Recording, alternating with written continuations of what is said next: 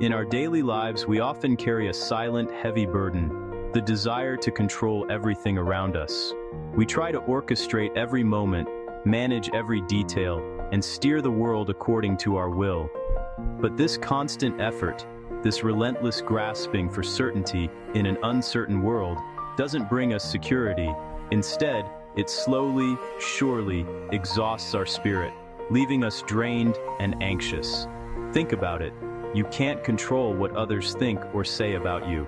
Their opinions are a reflection of their own journey, their own perceptions, not a definitive measure of your worth. You can't control the ever-shifting tides of the future, the unexpected turns of events, or the final outcome of your most carefully laid plans. You can pour your heart into a project only for circumstances to change. You can give your all in a race, only for another to cross the line a fraction of a second sooner. This is the nature of life. But in this vast sea of uncontrollables, there is an anchor. There is one thing, powerful and profound, that remains entirely within your domain, your response. You can control the pause between a trigger and your reaction. You can choose understanding over anger, acceptance over resistance, and grace over grievance. True, lasting peace isn't found in tightening your grip, but in daring to loosen it. It begins right at the edge where your control ends and your trust begins. So, bring your attention back to the present.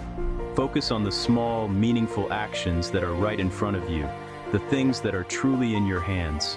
Tend to your garden, write your story, take the next right step. Pour your energy into your effort, not the outcome, and trust the process of life to handle the rest. Let go. Feel the release in that simple act. This isn't an act of surrender or a sign of giving up. It is a conscious, powerful choice. It is the choice to trade the exhausting battle for control for the serene strength of peace. Inspire yourself. Follow for daily motivation.